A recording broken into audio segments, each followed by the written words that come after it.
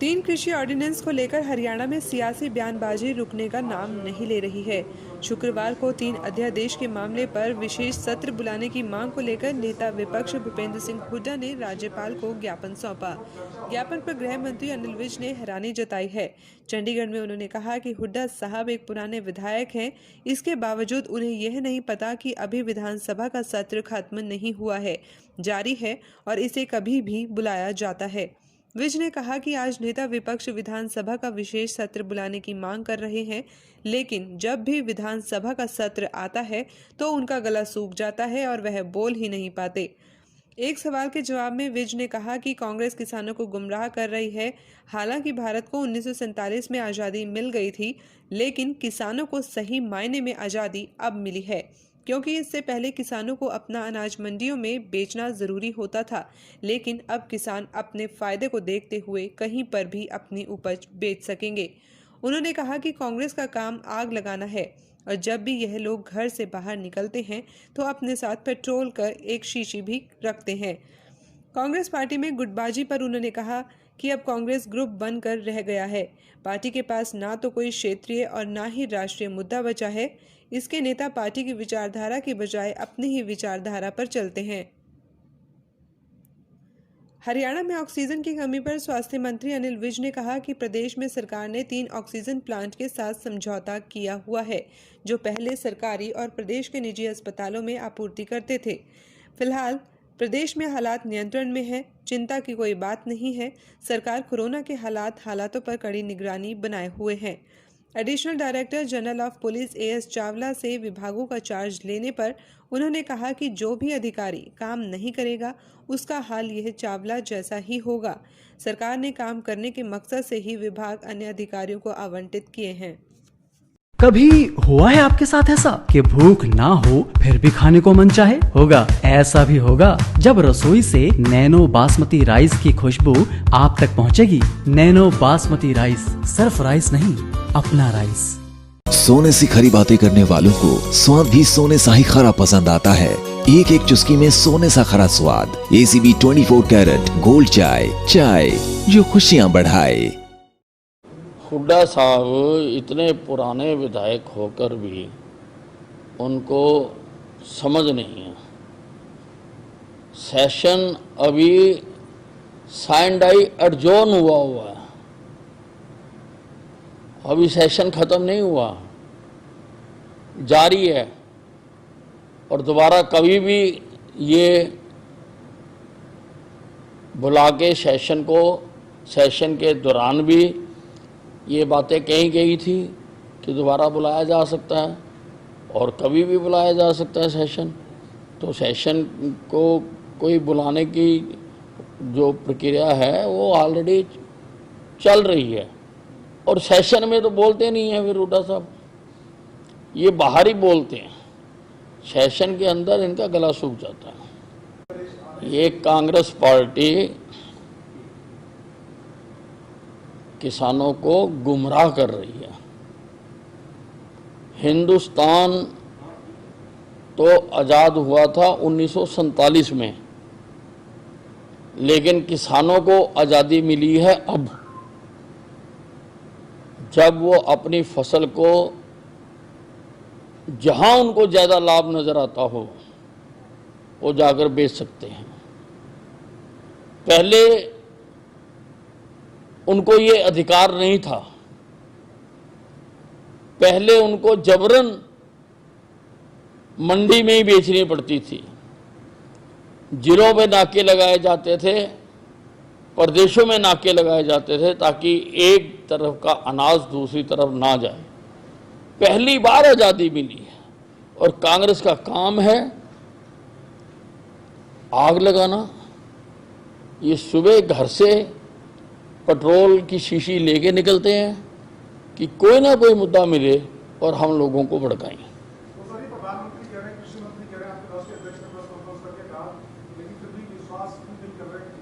नहीं, बिल्कुल, जब किसानों को ये व्यवहारिक जब वो करेंगे और उनको अपने आप ये समझ आएगी, ये समझ आने वाले विधेयक हैं। कई बार लोग गुमराह होकर बह जाते हैं और समय पर समझ आ जाएगी। कहीं पर कोई लाठीचार्ज नहीं हुआ। ये मैं पहले भी कह चुका हूं और मैं अब भी कह रहा हूं, कोई लाठीचार्ज नहीं हुआ। किसान धरने पर बैठे रहे, उनको किसी ने डंडे मार के नहीं उठाया वहां से। ये एक काल्पनिक लाठीचार्ज की बात कर रहे हैं। किसी की MLR नहीं कटी, किसी चैनल पर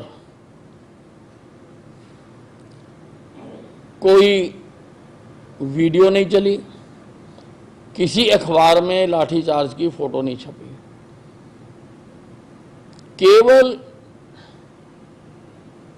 काल्पनिक लाठीचार्ज बताया जा रहा है। नहीं, ये जो सरकार है ये तो जितनी मेरी है उतनी ही उनकी है, इसलिए मुझे नहीं लगता कि वो अपनी सरकार के खिलाफ ही कोई बयान देंगे। नहीं, बिल्कुल पूरी तैयारी है। और हमारे अब देखने में आया है कि ज़्यादा लोग होम आइसोलेशन में हैं। हमने योजना बनाई है कि हर होम आइसोलेशन वाले को घर जाकर स्वास्थ्य विभाग की टीम हर दूसरे दिन उनके घर जाएगी। बाकायदा गाड़ियां उनको दी जा रही हैं, उसमें आयुष के लोग भी होंगे, स्वास्थ्य विभाग के उसमें कर्मी भी होंगे और उसमें पूरी मेडिसिन्स भी होंगी। हर मरीज का हर दूसरे दिन जाकर वो चेकअप करेंगे, ऑक्सीजन सैचुरेशन देखेंगे, उसका टेम्परेचर देखेंगे, उसका ब्लड प्रेशर देखेंगे। और अगर कोई गंभीर बीमारी होगी तो हर जिले में पीछे एक बैकअप टीम बनाई गई है जहां पर वरिष्ठ डॉक्टर्स होंगे, तो वो टेलीफोन से बात करके कंसल्टेशन करके उनको दवाई रिकमेंड करेंगे। उनके पास सारी दवाइयां भी होंगी। और अगर कोई ज़्यादा गंभीर मरीज होगा तो प्रदेश में मैंने 3 कोरोना क्रिटिकल केयर सेंटर्स बनाने के आदेश दिए हैं, 100 बेड के। एक करनाल में, एक रोहतक में और एक अग्रोहा में। 100 बेड के ऊपर वेंटिलेटर होंगे, हर बेड पर वेंटिलेटर होगा, सारी सुविधाएं होंगी। और इस बीमारी के जो सीनियर डॉक्टर हैं उनका बाकायदा वहाँ पर वो डॉक्टर्स रहेंगे हर जो क्रिटिकल केयर सेंटर में। क्योंकि आज जो आ रही है लोगों की, जब एकदम तबीयत खराब होने लगती है, लोगों को पता नहीं लगता कि हम कहाँ लेके जाएं। उसके लिए ये बनाने बहुत ज़रूरी थे और वो हम बना रहे हैं। चाहे पुलिस हो, चाहे हरियाणा सरकार के किसी भी विभाग के अन्य अधिकारी कर्मचारी हों, हमारा एक ही कहना है कि काम करो। और जो काम नहीं करेगा उसका फिर AS चावला जैसा ही हाल होगा। ये जो सुरजेवाला हैं, कभी तो ये रामलीला करने लग जाते हैं। कल कोई कुरुक्षेत्र में रामलीला करने का ट्वीट कर रहे थे। और तो अपनी नबेड़ना, आपको दूसरों से क्या लेना। आप अपनी नबेड़ो, अपनी देखो कि आपकी पार्टी में क्या हो रहा है। प्रदेश में हमारे पास 3 प्लांट हैं ऑक्सीजन के और तीनों के साथ हमारे अनुबंध हैं। और हमने सभी प्लांटों को कह दिया है कि पहले वो हरियाणा की ज़रूरत पूरी करेंगे, फिर कहीं और वो दे सकते हैं ऑक्सीजन वाले।